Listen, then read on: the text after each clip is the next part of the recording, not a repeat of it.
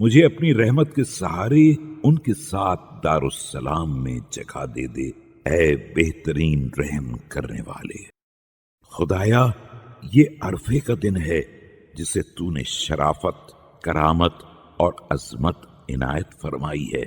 اس میں اپنے دامن رحمت کو پھیلا دیا ہے، اپنی معافی کے ذریعے بندوں پر احسان کیا ہے،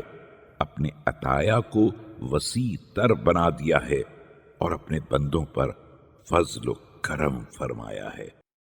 خدایا، میں تیرا وہ بندہ ہوں جس پر تو نے پیدائش سے پہلے بھی احسان کیا ہے اور پیدائش کے بعد بھی اسے نعمتیں عطا کی ہیں، اور ان لوگوں میں قرار دیا ہے جنہیں اپنے دین کی ہدایت دی ہے، اپنے حق کی توفیق دی ہے، اپنی ریسمان ہدایت کے ذریعے تحفظ دیا ہے،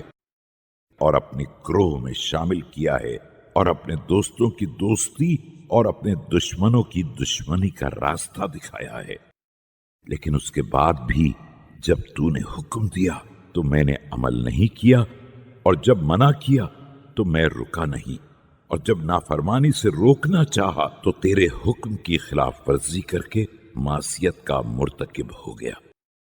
البتہ یہ صورتحال نہ کسی انات کی بنا پر ہے اور نہ کسی استکبار اور غرور کی بنا پر ہے، بلکہ خواہشات نے ادھر کھینچ لیا جس سے تو ہٹانا چاہتا تھا اور جس سے تو نے ڈرایا تھا، اور پھر تیرے اور اس کے مشترک دشمن شیطان نے بھی اس نافرمانی میں مدد دی اور وہ گناہوں کی طرف بڑھ گیا،